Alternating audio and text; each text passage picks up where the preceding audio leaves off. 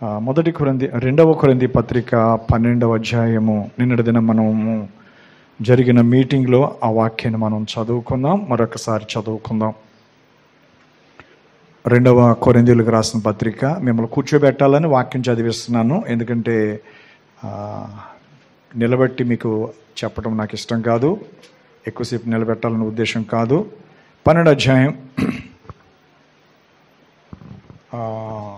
ఈ మాట, ఒక చిన్న మాట చదివి మనం చదువుకుందాం.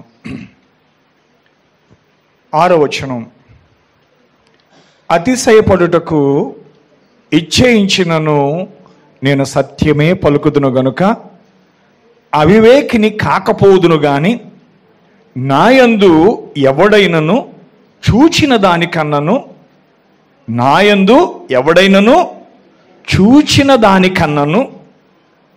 నా వలన వినిన దానికన్నను నన్ను ఎక్కువ ఘనముగా ఎంచునేమో అని అతిశయించుట మానుకొనుచున్నాను. నాకు కలిగిన ప్రత్యక్షతలు బహు విశేషముగా ఉన్నందున, నాకు కలిగిన ప్రత్యక్షతలు ఎలా ఉన్నదంట? బహు విశేషముగా ఉన్నందున నేను అత్యధికముగా హెచ్చిపోకుండు నిమిత్తము నాకు శరీరములో ఒక్క ముళ్ళు. నేను అత్యధికముగా హెచ్చిపోకుండు నిమిత్తము నన్ను నలగగొట్టుటకు సాతాను యొక్క దూతగా ఉంచబడెను. ఈ మాటలు చదువుతున్నప్పుడే నేనేం చెప్పబోతున్నానో మీరు గ్రహించగలగాలి. నాయందు చూచిన దానికన్నను, నా ద్వారా వినిన దానికన్నను నన్ను ఎక్కువగా ఘనముగా ఎంచునేమో అని అతిశయించుట మానుకొనుచున్నాను. ఎవరన్నారు ఈ మాట? అపోస్తలుడైన పౌలు మొదటి సంఘకాలమైనటువంటి ఎఫెసు, స్ముర్నా, పెర్గమా, తుయతైర, సార్దీస్, ఫిల సంఘ కాలాలకి ఉత్తరాలు రాస్తూ చెప్తున్నటువంటి సంఘటన. హల్లెలూయా.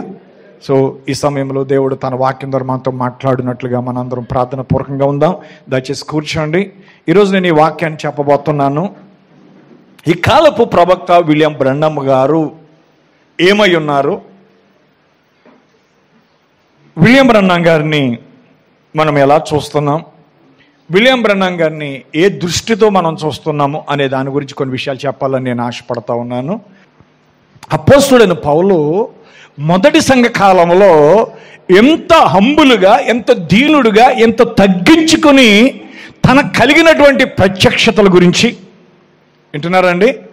పౌలు ద్వారా చేయించినటువంటి విశేషమైన అద్భుతాల గురించి, ఆయనలో చూసిన దానికంటే, ఆయనలో చూసిన దాన్ని బట్టి, ఆయన ద్వారా వినిన దాన్ని బట్టి అంతకంటే ఎక్కువగా చేస్తారేమోనని అతడు భయపడ్డాడండి. ఈ విషయం మీకు ఏమర్థమైంది? ఇప్పుడు మనము విలియం బ్రన్హమ్ గారిని ప్రవక్తని మనం నమ్ముతున్నాం. విలియం బ్రన్హమ్ గారిని ప్రవక్తని నమ్ముతున్న వాళ్ళందరూ దేవుని స్తోత్రం చేయండి. నమ్మని వాళ్ళు కూడా ఏమీ బాధపడకండి. విలియం బ్రన్హమ్ గారు మనకి ప్రవక్తని మనం నమ్ముతున్నాం. 7వ సంఘకాల దూతను మనం నమ్ముతున్నాం. ఏలి ఆత్మ కలిగిన ప్రవక్తని మనం నమ్ముతున్నాం. మనుష్య కుమారుడిగా ప్రత్యక్షపరచబడినటువంటి ఈ కాలపు వర్తమానికుడైన ప్రవక్తని నమ్ముతున్నాం. హల్లెలూయా. అవన్నీ మనం నమ్మే ఈ వర్తమానాన్ని మనం వెంబడించాం. దీని వెనుక ఎవరు వెనకాల, దీని వెనకాల బాసు లేడు, దీని వెనకాల ఎవడు కూడా ఒక ఆర్గనైజేషన్ లేదు, దీని వెనకాల ఎవరు కూడా యొక్క హెడ్ లేడు. దీనికి ఉన్నదల్లా వాక్యమే. విలియం బ్రన్హమ్ చెప్పిన మాటలు వాక్యానికి సరిపోయినా లేవని మనం చూసుకున్నాం.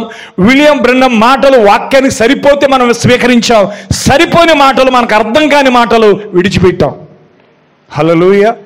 చూడండి పిల్లరా, ఈరోజు దేవుని ప్రవక్త విలియం బ్రన్హమ్ మనకేమి నేర్పాడంటే, కొన్ని విషయాలు మీకు అర్థము కాని విషయాలు విడిచిపెట్టండి, దాని కొరకు ప్రార్థన చేయండి, దాన్ని విడిచిపెట్టండి అని చెప్పాడు. హల్లెలూయా.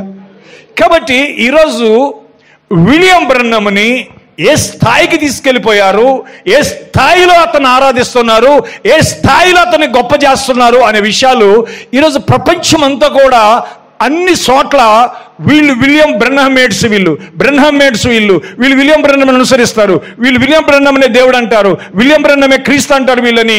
ఒక తప్పుడు సమాచారము మన గురించి వెళ్ళింది. హల్లెలూయా. ఎందుకు తప్పుడు సమాచారం వెళ్ళింది అని అంటే, ఈరోజు విలియం బ్రెన్హం యొక్క కొన్ని మాటలు వాళ్ళు ఏం చేస్తున్నారంటే, అతడే బ్రెన్హమే క్రీస్తుగా, బ్రెన్హమే ఎలోహిముగా, బ్రెన్హమే యెహోవాగా, బ్రెన్హమే సమస్తం అన్నట్టుగా, ఆయనే మనిషి కుమారుడు అంటే ఆయనే క్రీస్తు అన్నట్టుగా ఈరోజు ప్రజలు ప్రజెంట్ చేస్తున్నారు. అయితే నేను చెప్తున్నాను ప్రేమతోటి, ఎన్నడైనా విలియం బ్రెన్హము నేను కృపచేత రక్షించబడిన పాపిని, నేను క్రీస్తుని కాదు, నేను యేసుని కాదు, ఒకవేళ ఎవరైనా నన్ను అలాగంటే నేను అబద్ధ క్రీస్తుని, నేను అబద్ధ యేసుని అని చెప్పాడు ఆయన. అదెందుకు కట్ చేసి పెట్టలేకపోతున్నారు ఈనాడు వర్తమానంలో ఉన్న వాళ్ళు? విలియం బ్రెన్హము ఎంత దీనంగా, హంబులుగా, ఎంత పవిత్రంగా, ఎంత యథార్థంగా తన గురించి, తన కుటుంబం గురించి, తన స్థితి గురించి, తన వైఫల్యాల గురించి, తన తప్పిదాల గురించి ఎన్నిసార్లు ఎన్ని చోట్ల చెప్పాడు. ఎప్పుడైనా వాటిని ప్రజలకు చూపించావా? నా మాటలు మీకు అర్థమైందా? నేను ఏ ఉద్దేశంతో చెప్తాను మోహన్ రావు చెప్పండి. ఎప్పుడైనా పౌలులాగా బ్రెన్హముని చూపించావా? బ్రెన్హం అనగానే నీకు దేవుడుగా కనబడుతున్నాడు, బ్రెన్హం అనగానే ఒక ఆరాధనకు పాత్రుడిగా కనబడుతున్నాడు, బ్రెన్హం అనగానే ఇక ఆయన నమ్మకపోతే నువ్వు నశించిపోతావు అని చెప్తున్నావు. ఇక్కడ పౌలు జీవితంలో జరిగిన కొన్ని సంఘటనల గురించి నేను చెప్పాలని నేను ఆశపడతా ఉన్నాను. చాలా సందర్భాల్లో పౌలు జీవితంలో ఏం జరిగాయి? ఒకసారి బర్నబా, పౌలు ఒక ప్రాంతం వెళ్ళారు. మీరు తెలిస్తే వెంటనే తీసి నాకు చూపించండి. అపోస్తుల కార్యములు 14వ అధ్యాయం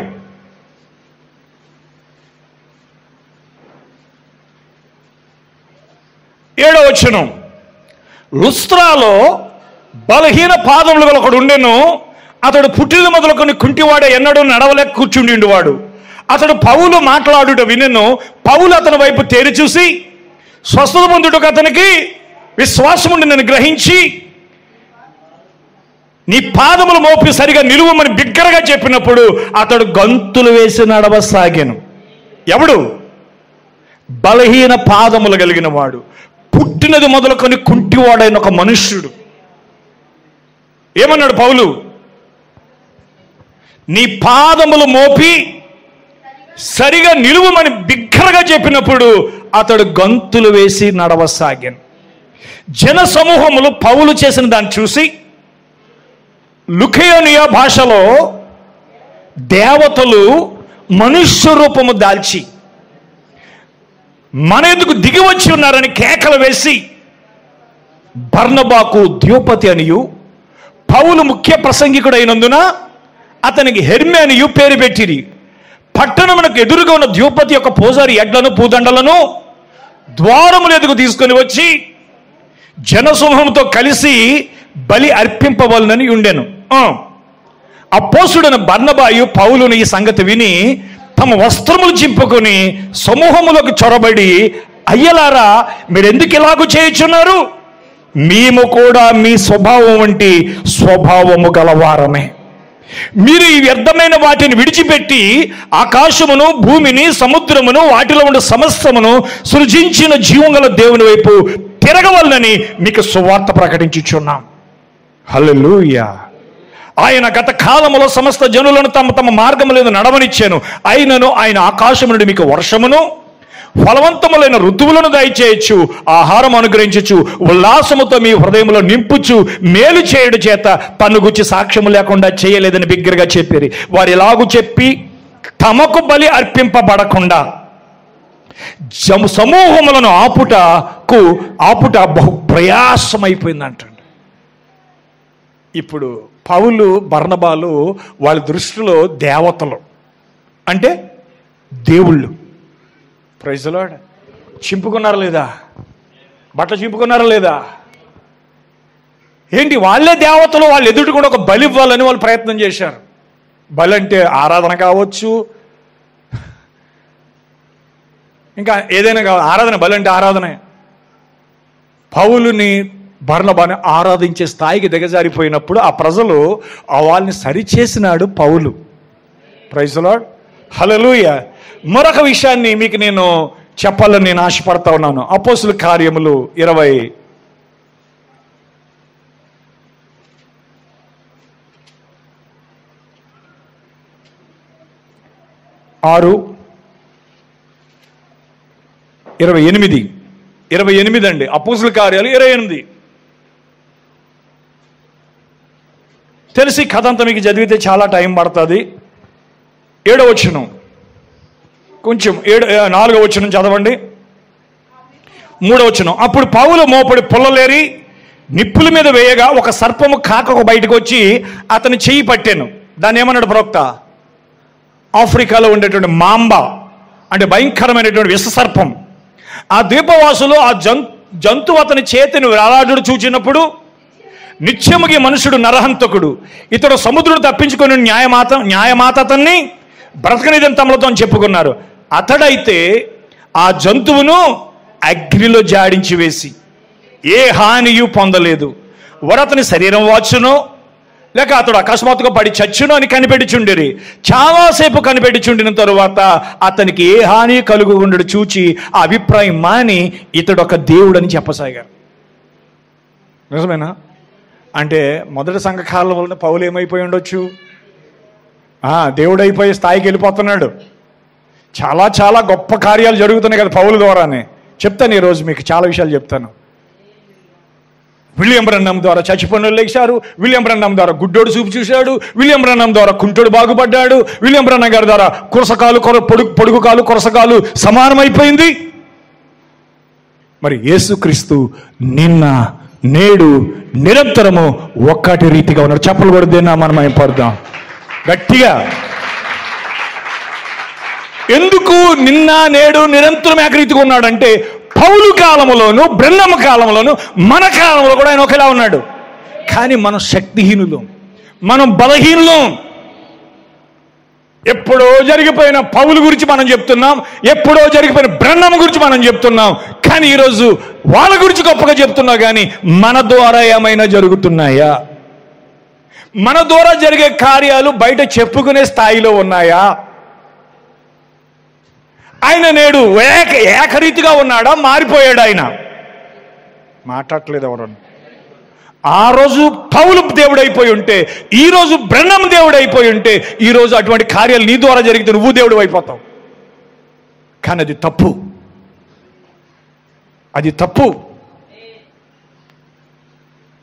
ఎందుకంటే ప్రియమైన వారలారా, కిందకి చదువుదాం.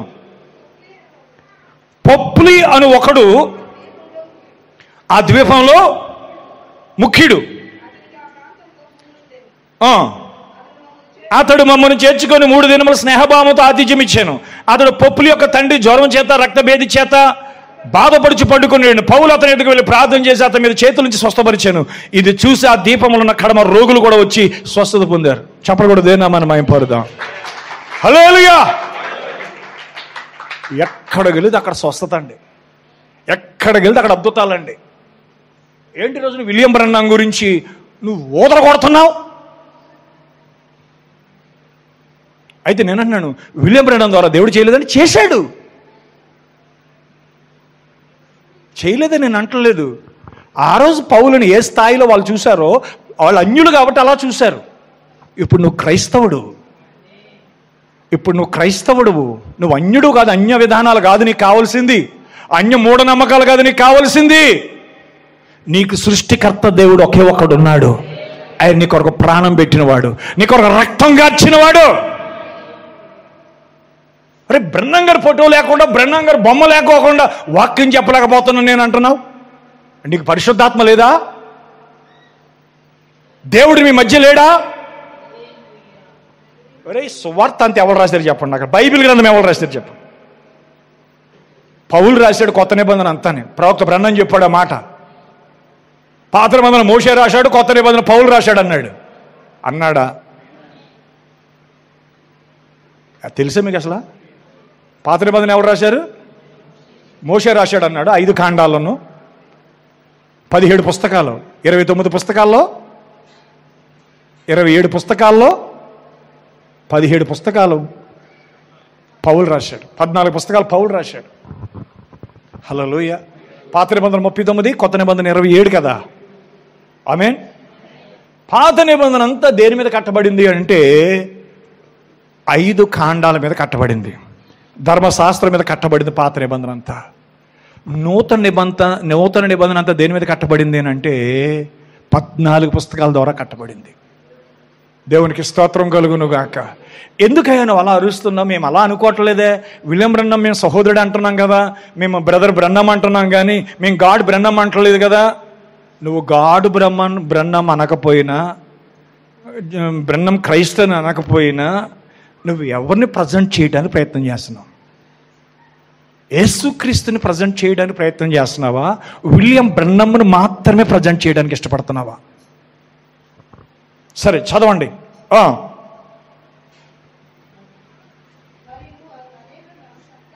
ఇది చూసి ఆ దీపములో ఉన్న కడమ రోగులు కూడా వచ్చి స్వస్థత పొందిరి. ఆమేన్ చెప్తారా? హల్లెలూయా. కడమ రోగులు కూడా వచ్చారు. యేసు ప్రభు ఎక్కడికి వెళితే అక్కడికి రోగులు వచ్చారా? వారందరి మీద ఆయన కనికరపడ్డా? వాళ్ళందరినీ స్వస్థపరిచాడా? యేసుక్రీస్తు నిన్న నేడు నిరంతరము ఒకటే రీతిగా ఉన్నాడు. అపోస్తుల కార్యాలు 19వ అధ్యాయం. అపోస్తుల కార్యాలు 19వ అధ్యాయం. ఈ గుడ్డ ఏంటో తెలుసా మీకు? పోనీ ఈ గుడ్డ ఏంటో తెలిసి గుడ్డ అపోస్తుల కార్యాలు 19వ అధ్యాయంలో పెట్టుకున్నాను. ఈ గుడ్డ, ఈ క్లాత్, ఇది విలియం బ్రన్నమ్ గారు ప్రేయర్ క్లాత్ అని చెప్పి మనకి ఇచ్చినప్పుడు ఆ క్లాత్ నేను చాలా మందికి ముక్కలుగా చేసి ఇచ్చి అది అపోస్తుల కార్యాలు 19వ అధ్యాయంలో ఉంచండి అన్నప్పుడు నేను ఉంచాను. అది ఇప్పటికీ అలాగే ఉంది. ఇందులో ఆ రోగులు చదువుదాం. అపోస్తుల కార్యాలు 19వ అధ్యాయం 8వ వచనం. తరువాత అతడు సమాజ మందిరంలోకి వెళ్ళి ప్రసంగించుచు, దేవుని రాజ్యం గురించి తర్కించుచు, ఒప్పించుచు, ధైర్యంగా మాట్లాడుచు 3 నెలలు గడిపాను. అయితే కొందరు కఠినమైన వారే ఒప్పుకొనక జనసమూహం ఎదుట ఈ మార్గమును దూషించున్నదని అతడు వారిని విడిచి శిష్యులను ప్రత్యేకపరచుకుని 10 దినమున తురన్న అని ఒకని పాఠశాల తర్కించి వచ్చాను. 2 ఏళ్ల వరకు ఇలాగ జరిగాను కనుక యూదులేమి గ్రీసులేమి ఆశయాల కాపురమైన వారందరూ ప్రభు యొక్క వాక్యం విన్నారు.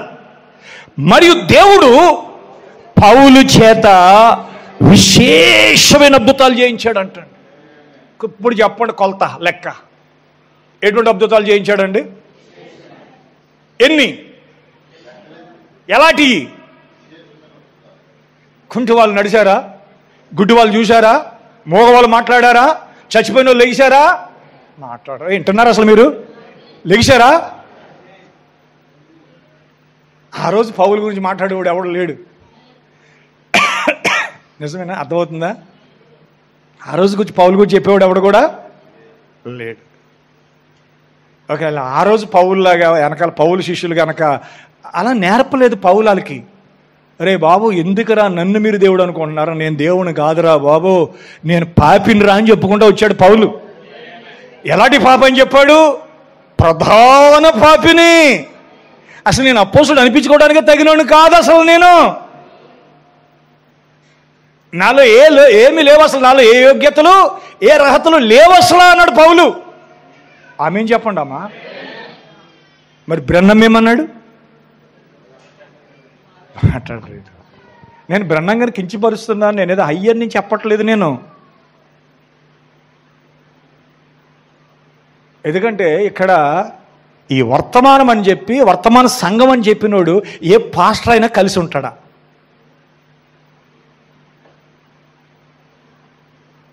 ఎవడికుండే లెక్కలు ఆడుకుంటాయి, ఎవడికుండే ఎత్తులు ఆడుకుంటాయి, ఎవడ కుట్రలు ఆడుకుంటాయి. God bless you brother, praise Lord. మాట్లాడితే గాడ్ బ్లెస్ యూ. సమయం సందర్భం లేదు. పీకల కాడి కింద ఎట్టుకుంటారు కసి.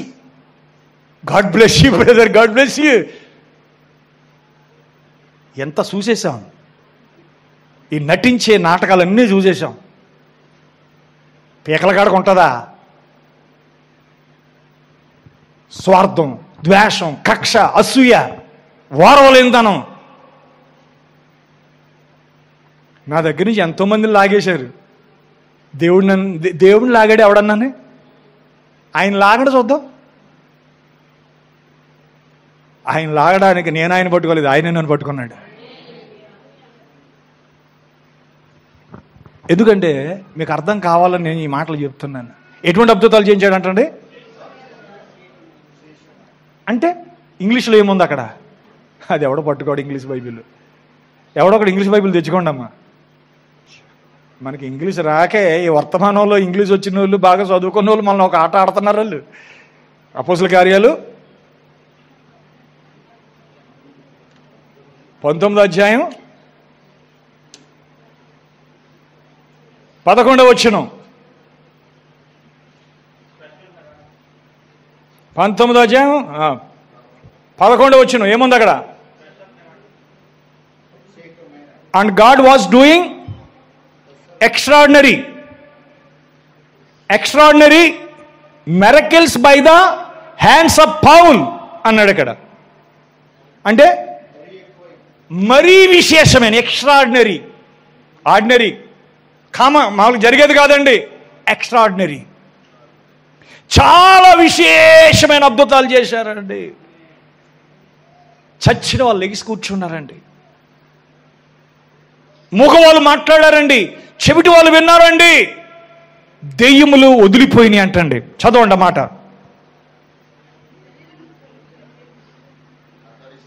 అతని శరీరమునకు తగిలిన చేతి గుడ్డలైనను నడికట్లైనను రోగుల యొద్దకు తెచ్చినప్పుడు రోగములు వారిని విడిచెను, దెయ్యములు కూడా వదిలిపోయెను. ప్రైజ్ ది లార్డ్, హల్లెలూయా. ఇది విలియం బ్రెన్నం పరిచర్యకి మూలమై ఉన్న వాక్యం. ఏమన్నా అర్థమైందా? అసలు విలియం బ్రెన్నమ్ యొక్క ఫండమెంటల్ లేదంటే ఆయన యొక్క మూల సూత్రం ఏదిరా అంటే ఈ వాక్యం. ఈ వాక్యాన్ని పెట్టుకుని ఆయన ప్రపంచమంతా తిరిగాడు. Praise the lord. పౌలు వస్త్రములు ముట్టిన, నడికట్లు ముట్టిన, వాటిని తెచ్చి రోగుల మీద పెట్టిన రోగములు విడిచి వెళ్ళిపోయాయంట. దెయ్యాలు ఎదురు కేకలేసుకుంటూ వెళ్ళిపోయినాయి అంట. బైబిల్ చెప్తుంటే థ్రిల్ అవ్వట్లేదండి ప్రజలు. బ్రెన్నం గారి పేరు చెప్తేనే థ్రిల్ అవుతున్నారండి. ఆడేమో బైబిల్ మిషన్లోనేమో దేవదాసయ్య గారి గురించి చెప్తే వాళ్ళు థ్రిల్ అవుతారండి. ఫెలోషిప్ వాళ్ళు జోనా గారి గురించి చెప్తే మాట్లాడాడు. నిజమా కదా? మేము మొన్న పెళ్ళి చుట్టారకానికి వెళ్ళాం. పాలకొల్లు పెళ్ళికొడుకు పెళ్ళికూతురు నచ్చుకున్నారు, పెళ్ళి అనుకున్నారు. అప్పుడు పాస్టర్ గారు నిలబడి, ఫెలోషిప్ పాస్టర్ గారు ఏమంటున్నారో తెలుసా? ఓ పాస్టర్ గారు నిలబడి అంటున్నారు, అబ్బాయి గురించి అమ్మాయి చెప్పింది వాళ్ళు క్రీస్తు సంఘం అయినా కానీ అప్పుడప్పుడు పిల్లోడు ఫెలోషిప్ సంఘానికి వెళ్తాడంట, చాలా విశ్వాసంగా ఉంటాడంట. అంటే దాని అర్థము ఫెలోషిప్ సంఘానికి వెళ్ళాడంటే మనకొకటి ఇటుకున్నట్టు లెక్క అన్నాడు. మనకొక ఇటుకున్నట్టు లెక్క అన్నాడు. అంటే ఇక్కడ కట్టేయచ్చని. ఏం కట్టేయచ్చని? ఫెలోషిప్ కట్టేయచ్చని. కొంతమందికి భక్త సింగ్ గారి పేరు చెప్తేనే ఉద్యోగం వస్తుంది, కొంతమందికి బ్రెన్నం గారి పేరు చెప్తేనే ఉద్యోగం వస్తుంది. నేను చెప్పేది అబద్ధమా? ఇప్పుడు ఇంతసేపు వాక్యం చెప్తున్నాను నేను. ఎప్పటికైనా ఉద్యోగం వస్తుందా? రాదు, రాదు, అస్సలు రాదు, అస్సలు రాదు. ఎందుకంటే బైబిల్ చదవడం మానేశారు కదా ఎప్పుడూను. ఇదిగో క్రీస్తు ఇక్కడున్నాడు, క్రీస్తు ఇక్కడున్నాడు, ఇక్కడున్నాడు రండి అంటే మీరు వెళ్ళొద్దన్నాడు ఆయన. ప్రవక్త ఏమన్నాడు? క్రీస్తు వాక్యములో ఉన్నాడు అన్నాడు.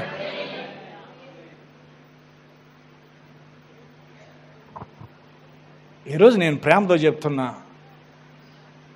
అప్పుడు దేశ సంచారకులను మాంత్రికులను కొందరు యూదులు పౌలు ప్రకటించి యేసుతోడు మిమ్మల్ని ఉచ్చాటన చేయించున్నామని మాట చెప్పి దెయ్యములు పట్టిన వారి మీద ప్రభుని యేసు నామమును ఉచ్చరించుటకు పూనుకున్నారంటండి. వింటున్నారా? యూదుడని స్కావా అని ఒక ప్రధాన యాజకుని కుమారులు 7 అలాగూ చేయొచ్చు వచ్చింది. అందుకు ఆ దెయ్యము నేను యేసును గుర్తెరుగుదును, పౌలును కూడా గుర్తెరుగుదును గాని మీరెవరని అడుగగా ఆ దెయ్యం పట్టిన వాడు ఎగిరి వారి మీద పడి వారిద్దరిని లొంగ తీసుకెలిసాను. అందుచేత వారు దిగంబరులై గాయము తగిలి ఆ ఇంటి నుండి పారిపోయారు. ఏమర్థమైంది మీకు? ఈరోజు ఎంటై మెసేజ్ పాస్టర్లని ఎన్ని దెయ్యాలు తన్నాయో తెలుసా? నిజమా కాదా? ఒక్కడు కూడా ఆమె చెప్పుడు లేడా? ఎవడో ఒక లైవ్లో చూసి చెప్తాడు గ్యారెంటీగా. ఎంతమంది ఎంటై మెసేజ్ పాస్టర్ని దెయ్యములు తన్నాయి, లెంపకాయలు కొట్టాయి. ప్రతి ఓడు యేసునామం యేసునామం యేసునామం యేసునామం ఉచ్చారణ చేస్తే పని అవుతుందా? యేసునామం అనేది మాటలో ఉందా? అది పరిశుద్ధాత్మ శక్తిలో ఉన్నది. క్రీస్తు నీలో ఉంటేనే యేసునామం అన్నది.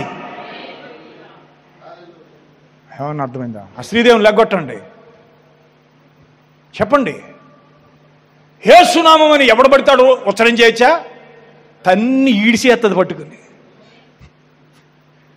మీకు అర్థమవుతుందా? లేత అది వచ్చి రాత్రి మీ ఆవిడ మీద అడుతుంది, లేత నీ మీద అడుతుంది. ఎందుకని? ప్రతి పనికి మాలోడు వెళ్ళిపోయి యేసునామాన్ని ఉపయోగించేస్తే ఎక్కడ సెట్ అవుతుంది? అందుకే ఈరోజు డినామినేషన్ వాళ్ళు అసలు యేసునామం అనే మాటనే మర్చిపోయారు. వాళ్ళకి మంత్ర ప్రయోగ కొడుకుల్లా తయారయ్యారు వాళ్ళు. అన్నాడు అలా యెషయా గ్రంథంలో ఏమన్నాడు? వాళ్ళని మంత్ర ప్రయోగపు కొడుకుల్లారా అన్నాడు. తండ్రి యొక్కయు కుమారుని యొక్కయు పరిశుద్ధాత్మ యొక్క మంత్రం వేస్తున్నారండి వాళ్ళు. అది దెయ్యముల సూత్రం, అది త్రిత్వ సూత్రం అన్నాడు ప్రవక్త బ్రహ్నం. అది కప్పల వంటి 3 అపిత్రాత్మలు అన్నాడు ఆయన. ఎందుకనంటే ఆయనకు ఒక పేరు ఉంది. ఆయన పేరు ప్రభు అయిన యేసుక్రీస్తు. ప్రవక్త బ్రహ్నం అన్నాడు, నేను ఆఫ్రికా దేశం వెళ్ళాను, అక్కడ అనేకులు భూత వైద్యులు తండ్రి యొక్కయు కుమారుని యొక్క పరిశుద్ధాత్మ యొక్కయు అని చెప్పి వాళ్ళు మంత్రాలు వేస్తున్నారంట. పెన్సిల్ లెగిసి గీతుందంట. అది పురిలోంచి రక్తం తాగుతున్నారంట వాళ్ళందరూ తండ్రి కుమార పరిశుద్ధాత్మని మంత్రం వేస్తున్నారండి. వీళ్ళు అంటారు కదా, మన యేసునామ మంత్రం అంటారు. మనది ఏమంటారండి వీళ్ళు? యేసునామ మంత్రం అంటారు. యేసునామ మంత్రం కాదురా, యేసుక్రీస్తు నామం అనేది ఆయన రక్తం. ఆ రక్తంలో జీవం ఉంది. హల్లెలూయా. కాబట్టి ఎవరు పడితే వాడు దెయ్యాలు ఎలగొట్టేయడానికి, భూతాలు అట్టుకుంటూ వెళ్ళిపోవడానికి. అసలు ఈరోజు దెయ్యాలు వెళ్ళట్లేదు, వెళ్తున్నాయండి. వాళ్ళు ఏమన్నారండి? పౌలెవడో తెలుసు, యేసెవడో నాకు తెలుసు, అది మీరెవర్రా అన్నది అని ఊరుకుందా? వెళ్ళి ఎగిరాల మీద అడ్డదంట. వాళ్ళు బట్టలు వదిలి పారిపోయారంట. కాబట్టి బ్రహ్మం చేశాడు కానీ నువ్వు చేయలేవు. నువ్వెందుకు చేయలేవు అంటే ఆ బ్రహ్మం పేరు చెప్పుకుని బతికేస్తున్నావు అంతే. ఎక్కడికి వెళ్ళినా ఆ పక్షిరాజు బొమ్మ చూపితే నిన్ను చేర్చుకుంటారు, ఆ బ్రహ్మం పుస్తకం పట్టుకెళ్తే నిన్ను చేర్చుకుంటారు. నీ దగ్గర ఏమీ లేదు. నీకు ఐడెంటిఫికేషన్ ఒక ఐడి కార్డు ఏంటంటే బ్రహ్మం పుస్తకం పట్టుకెళ్తాం, బ్రహ్మం పుస్తకం చేసి వర్తమానం అంటాం. అందులో 40 రకాల పక్షిరాజులు ఉన్నాయంట. ఎన్ని ఉన్నాయంట అండి? ఒరిజినల్ పక్షిరాజు ఏది? అందులోను రాబందు కూడా దాంట్లోకి వస్తుంది, గిద్ద కూడా దాంట్లోకే వస్తుంది. విన్నారండి? బహుశా ఎంట్రిక్ కూడా ఎంట్రిక్ కనబట్టలేదు, ఇప్పుడు ఎంట్రిక్ కూడా దానిలోకి వస్తుందేమో. వింటున్నారు? మీకు అర్థమైందా? కాబట్టి మాట్లాడితే ఐడెంటిఫికేషన్ ఏంట్రా అంటే హాఫ్ మ్యాన్ ఫోటో, క్లౌడు, పక్షిరాజు బొమ్మ, బ్రహ్మమ్మ గారు అగ్నిస్తంభం. అది కాదు నీ ఐడెంటిఫికేషన్. నీ ఐడెంటిఫికేషన్ ఏంటి తెలుసా? తిరిగి జన్మించిన అనుభవం, పరిశుద్ధాత్మతో నింపబడిన బ్రతుకు, వాక్యానుసారంగా జీవించే జీవితం. నిన్ను ఎవడు గుర్తించినా, ఎవడు గుర్తించకపోయినా, బ్రహ్మం పుస్తకం చూపించకపోయినా నీలో ఉన్న క్రీస్తును వాళ్ళు చూడాలి. చూడాలంటే ఆ జీవితాన్ని జీవించాలి. నేను వెళ్ళిపోయి బ్రహ్నాం బేట్స్ అని చెప్పుకోవటం, నేను ఫెలోషిప్ అని చెప్పుకోవటం, నేను బ్రదర్ అని చెప్పుకోవటం, లేదంటే నేను భక్త సింగ్ గ్రూప్ అని చెప్పుకోవటం, లేకపోతే నేను ఈ యొక్క బైబిల్ మిషన్ అని చెప్పుకోవటం, అదంతా వాళ్ళ ఐడెంటిఫికేషన్ అండి. కానీ మనం ఎవరితో గుర్తించబడాలి? క్రీస్తుతో గుర్తించబడాలి. ఎలా గుర్తించబడగలం మనం? అది తిరిగి జన్మించిన అనుభవం ద్వారా, పరిశుద్ధాత్మ బాప్తిసం ద్వారా నువ్వు క్రీస్తుతో గుర్తించబడిన వారు. అందుకే వాళ్ళని ఆనాడు ఆ దేవాలయం ఎదుట వాళ్ళని ఏమన్నారు? వారు యేసుతో కూడా ఉన్నవారు, వారిలో యేసు ఉన్నాడు అన్నాడు ప్రవక్త. దేవునికి స్తోత్రం కలుగునుగాక. ఎందుకంటే వారు అధికారము కలిగి ఉన్నారు, శక్తి కలిగి ఉన్నారు, పవర్ కలిగి ఉన్నారు. Praise the lord. మరి కొన్ని విషయాలు మీకు నేను చూపించాలని నేను ఆశిస్తా ఉన్నాను. హల్లెలూయా. ఎందుకంటే పిల్లారా, అపోస్తలుడైన పౌలు ఆయన చెప్పే విధానం, ఎందుకంటే దేవుడు తనకు రావాల్సిన మహిమను ఏ మనుషుడికైనా ఇవ్వడండి అని చెప్పండి. ఇవ్వడని చెప్పండి, ఎవ్వరికి ఇవ్వడండి. ఎందుకంటే క్రీస్తు యొక్క మహిమ, క్రీస్తు యొక్క ఘనత, క్రీస్తు యొక్క మహిమ ఎన్నడూ బ్రహ్మకి ఇవ్వలేదు. ఆయన ఎందుకు ఇవ్వలేదు? ఇక్కడ చెప్తున్నాడు. ఏమని చెప్తున్నాడు? నాకు కలిగిన ప్రత్యక్షతలు బహు విశేషంగా ఉన్నందున నేను అత్యధికముగా హెచ్చిపోకుండా నిమిత్తము, నా శరీరములో ఒక ముళ్ళు నేను అత్యధికంగా హెచ్చిపోకుండా నిమిత్తము నన్ను నలగొట్టుటకు సాతానిక దూతగా ఉంచబడిను అన్నాడు ఇక్కడ. హల్లెలూయా. ఎందుకని? ఎన్నోసార్లు విలియం బ్రెన్నమ్కి ఒక జబ్బు ఉందని తెలుసా మీకు? అది ఎప్పుడు వరకు ఉందో మీకు తెలుసా?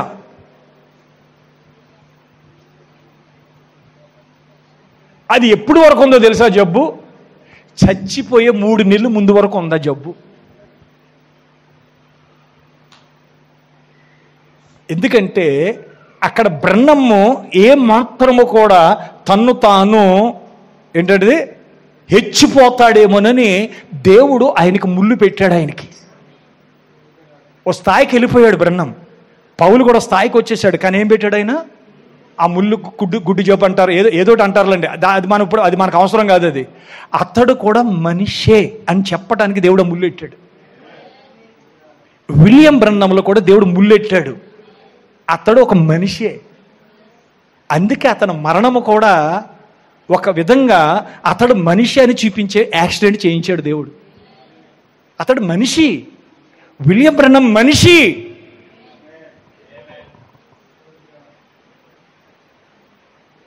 ఏమ్మా దేవుడు అనుకుంటున్నారా? అయితే నేను పౌలుని దేవుడు అంటాను నేను. ఓకే, మీకు తెలుసు పేతురుని కూడా ఏం చేయబోయారు వాళ్ళు? కాళ్ళకు మొక్కైపోయాడు కదా అన్యుడైన కొర్నేలి. మేమును నీలాంటి మనుషుణ్ణే. ఎందుకు మమ్మల్ని దేవుళ్ళు చేస్తున్నారు? ఎందుకు మమ్మల్ని దేవతలను చేస్తున్నారు? నీ జీవితంలో ఎప్పుడు కూడా విలియం బ్రహ్మం గురించి నువ్వు ఎప్పుడు హైగా ఎప్పుడు ఆలోచించొద్దు. అయ్య బాబాయ్ ఆయన లేకపోతే ఎలాగా, అయ్య బాబాయ్ ఆయన రాకపోయి ఉంటే ఎలాగా, అయ్య బాబాయ్ ఆయన చెప్పబోతే ఎలాగా, అయ్య బాబాయ్. అప్పుడు నువ్వు ఎవరి స్టోరీ చదువుకోవాలంటే పౌలు స్టోరీ చదువుకోవాలి.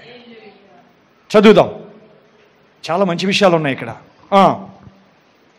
అది నా ఎదురు నుండి తొలగిపోయింది, దాని విషయమే ముమ్మారు ప్రభుని వేడుకుంటుని, అందుకు నా కృప నీకు చాలును, బలహీనత నా శక్తి పరిపూర్ణమగుచున్నదని ఆయన నాతో చెప్పాను. కాగా క్రీస్తు శక్తి నా మీద నిలిచిన నిమిత్తము విశేషంగా నా బలహీనత ఎందే బహు సంతోషముగా అతిశయపడుదును. నేను ఎప్పుడు బలహీనో అప్పుడే బలవంతుడు గనుక క్రీస్తు నిమిత్తము నాకు కలిగిన బలహీనతలోను, నిందలలోను, ఇబ్బందుల్లోనూ, హింసలలోనూ, ఉపద్రవంలోనూ నేను సంతోషిస్తున్నాను. దేవునికి స్తోత్రం కలుగును. ఎంత విశేషమైన అద్భుతాలు. చనిపోయిన చూడండి, ఒకసారి ఒక మాట చెప్తాను. అపోస్తుల కార్యాలు ఒకసారి పౌలుని రాళ్ళతో కూడా చంపేశారు. 14:19 చదవండి అమ్మా. అంత్యొకయ నుండి ఇకోనియా నుండి యూదులు వచ్చి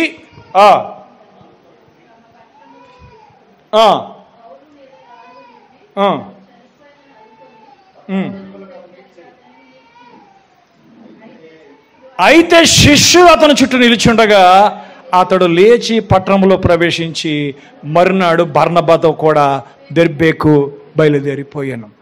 ఆమేన్. వింటున్నారా అండి? పౌలు చచ్చిపోయాడా చావలేదా? చచ్చిపోయి మళ్ళీ బతికాడా లేదా? మాట్లాడరేంటమ్మా? చంద్ర చెప్పండి, పౌలు చచ్చిపోయాడా చావలేదా?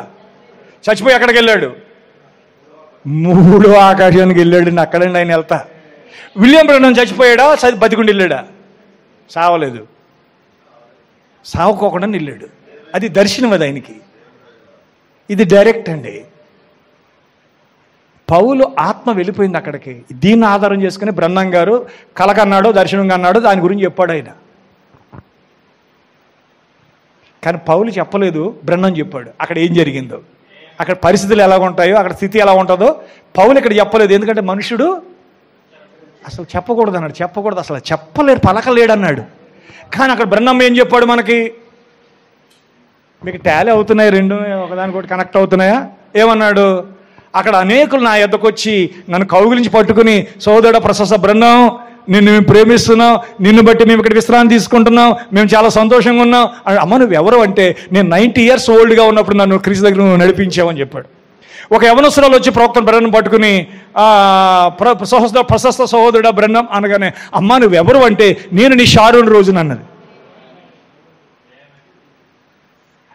అక్కడ ఏం జరిగిందో సిచ్యువేషన్ బ్రన్హం చెప్పాడు, కానీ పౌలు చెప్పలేదు. ఇక్కడ పౌలు బ్రన్హము తన శరీరాన్ని అక్కడ చూసుకుంటూ అవతల ఉన్నాడు. ఆయన అక్కడ ఆ స్థితిని చూసిన తర్వాత మళ్ళీ నేను రాలేకపోయాను అన్నాడు. పౌలేమన్నాడు? శరీరంతో కొనుపబడ్డానో శరీరంలో ఎక్కడ కొనుపబడ్డా నేను ఎరగను, కానీ ఒక మనిషిని నేను ఎరుగుదును. అతడు 14 సంవత్సరాల క్రితము 3వ ఆకాశానికి వెళ్ళిపోయాడు. ఆ ప్రదేశానికి వెళ్ళి అక్కడ ఆ ప్రదేశాన్ని చూశాడు. హల్లెలూయా, ప్రైజ్ ది లార్డ్. ఎందుకంటే పిల్లలు నేను ప్రేమతో చెప్తున్నాను, బైబిల్ని బట్టి. ఎందుకంటే నువ్వు బ్రన్హం పుస్తకాన్ని పట్టుకెళ్ళి నువ్వేం బోధించొద్దు, బైబిల్ పట్టుకుని వెళ్ళి ఆ బైబిల్ ఉన్న జీవాన్ని బోధించు. అప్పుడు పాపులు దేవుని దగ్గరికి వస్తారు. బ్రన్హం గారు చెప్పొద్దు, బ్రన్హం గారి గురించి కాదు, అయ్యా యేసుప్రభు గురించి చెప్పు, రక్షణ గురించి చెప్పు, మారు మనసు గురించి చెప్పు, బాప్తిజం గురించి చెప్పు, పరిశుద్ధాత్మ గురించి చెప్పు, కొత్త జన్మ గురించి చెప్పు, పుత్ర స్వీకారం గురించి చెప్పు, ఏదైనా చెప్పు. కానీ ఈరోజు సంఘాలు డబ్బు కోసం ముక్కలైపోతున్నాయి, డబ్బుల కోసం ముక్కలైపోతున్నాయి. పరలోకం ఒక దారి, నరకం ఒక దారి. ఒకడు ఈ పక్కన ఒక దాన్ని ఈ పక్కన ఒక దాన్ని పెట్టుకుని వెళ్ళిపోతున్నాడు. ఎక్కడికి? నరకానికి. ఉందా అలాగా? ఒకడు కాయ చేతి పట్టుకున్నాడు, కాయ వెనకాల బెల్ట్కి తగిలించుకున్నాడు, ఓ టిక్కు టక్కునట్టు వెళ్ళిపోతున్నాడు. అలాగా ఎక్కడికి? నరకానికి. ఇక అర్థమవుతుందా? వెళ్ళింది చచ్చికే, కానీ పోయేది నరకానికి. కాబట్టి ఎలాగైనా బతికేయచ్చు, ఎలాగైనా పర్వం వెళ్ళిపోవచ్చు అనుకోకు. అర్థమవుతుందా? ఆడినంతకాలం ఆడావు, జీవించినంతకాలం జీవించావు. ఇప్పటికైనా నీ బ్రతుక్కి ఇంకా దేవుడు నేను బతికుంచాడంటే కృతజ్ఞతలు చెల్లించు. నీ పాప గురించి నువ్వు పశ్చాత్తాపడు, నీ పాపాన్ని ఒప్పుకో, విడిచి నా దగ్గర ఒప్పుకోకు, దేవుని దగ్గర ఒప్పుకో, పశ్చాత్తాపడు, దాన్ని విడిచిపెట్టు, ఒక మంచి జీవితాన్ని జీవించు. ఎదవ బతుకులు, ఎందుకు వచ్చిన బతుకులు? గుడి మాండీడు, పనికి మళ్ళీ పాపం మాండీడు, సిగ్గులేని బతుకులు. ఎందుకు బతుకుతున్నారో తెలియదు, ఎందుకు గుడికి వస్తున్నారో తెలియదు. ఎంత దేవుడు నీతో మాట్లాడుతున్నాడే, అన్ని దృశ్యాలు చూస్తున్నావే. వింటున్నారా? నేను అనుకున్నాను నా తలకు రంగేసుకుంటే నా ప్రసంగం ఎవడేండు వింటాడా? మాట్లాడు, చెప్పండి అయ్యా, వింటాడు ఎవడన్నాని?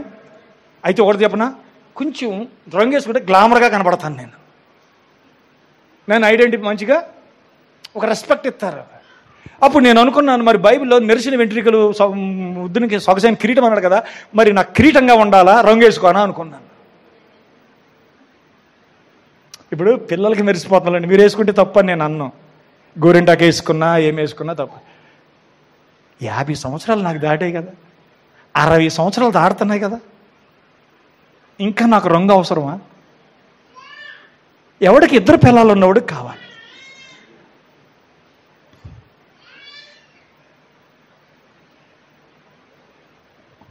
అంతే కదా? సినిమాలో నటించేవాడికి కావాలి, డ్రామాలు వేసేవాడికి కావాలి, నాటకాలు వేసేవాడికి కావాలి. కానీ క్రైస్తవుడికి అక్కర్లే. క్రైస్తవుడికి అక్కర్లే. ఎందుకంటే వాక్యం అనేది నీ గ్లామర్ని బట్టి కాదు, నీ నోట నుంచి పదునైన వాక్యాన్ని బట్టి. అందుకే వృద్ధుడు చెప్పినా, మరగుజ్జోడు చెప్పినా, మూతొంకరోడు చెప్పినా, కాలొంకరోడు చెప్పినా అది వాక్యం అయితే అది ఖడ్గంగా దూసి వెళ్తుంది. అది సౌందర్యానికి వాల్యూ ఇవ్వకండి. సుందరంగా కనబడ్డాడు, నాకు చాలా నచ్చాడు సతీష్ కుమారు, ఎప్పుడు జుట్టు మెరదు. స్టీఫెన్ పాల్ గారు ఉన్నారు, ఆయనకి ఎప్పుడు కూడా మూతి మీద మీసం మెరదు. వాళ్ళందరూ అలా కట్టేసుకున్నారు తాళ్ళకి. అవి చూసి మీరు మురిసిపోకండి. 50 దాటేసినాయి కదా నాకు. 50 దాటిన తర్వాత నాకు ఇంకా రంగు అవసరమా? ఎప్పుడు అనిపిస్తుంది అంటే నేను ఎదుటి వాళ్ళకి ఆకర్షణగా ఉండాలి, నన్ను కొంచెం నన్ను మాస్టర్ అన్నాడు, బావా ఏం బాగుంది బావ నీ హెయిర్, ఎప్పుడు రంగే కన్నాడు. ఆడు వేసుకుని ఉన్నాడు. ఎందుకురా అన్నాను. బావా మీ స్కూల్లో పిల్లలు ఎదుట తెల్లగా ఉంటే మమ్మల్ని ఆడుకుంటారు ఆట, అందుకే వేసుకున్నాను రంగు అన్నాడు. ఆడు వేసుకుంటే తప్పు కాదు, నువ్వు వేసుకో. ఆమె చెప్పండి. ఆడు టీచరు, ఇప్పుడు మోహన్ రావు శాల మెలుగులు తిరిగేస్తున్నాడు ఆయన. పర్లేదులే, నువ్వు కూడా టీచర్వే కదా, ఇంకొక 5 సంవత్సరాలు, ఇంకొక 6 సంవత్సరాలు మీరేం ఉద్యోగం చేస్తున్నారని. సో నేను ప్రేమతో చెప్తున్నాను, మీ జీవితాల్లో ఒక ఒరిజినాలిటీ కలిగి ఉండండి, ఒక నిజత్వాన్ని కలిగి ఉండండి, నీతిగా బ్రతకండి. పౌలు గురించి ఇంకా 2 మాటలు చెప్పి నేను ముగించేస్తున్నాను, అయిపోయింది. నేను అవివేకనైతిని, మీరే నన్ను బలవంతం చేశారు. నేను మీ చేత మెప్పు పొందవలసిన వాడను, ఏలయనగా నేను ఏ మాత్రపు వాడను కాకపోయినను మిక్కిలి శ్రేష్ఠులైన అపోస్తుల కంటే ఏ విషయం తక్కువ వాడను కాను. సూచక్రియలను, అద్భుతములను, మహత్కార్యములను చేయటం వలన. పౌలు ఏం చేశాడంటే సూచక్రియలను, అద్భుతములను, మహత్కార్యములు చేయటం వలన అపోస్తులుని యొక్క సహనములు పూర్ణమైన ఓరిమితో మీ మధ్యన నిజముగా కనపరచబడెను. పౌలు ద్వారా ఏం చేశాడు? ఆయన సూచక్రియలు చేశాడు, అద్భుతాలు చేశాడు, మహత్కార్యాలు చేశాడు. దేవుడు మిమ్మల్ని దీవించును గాక. అందరూ కూడా లేచి నిలబడదాం. ఈ వివరించి చెప్పేట అంత టైం కాదు, మనం ముగించుకుందాం.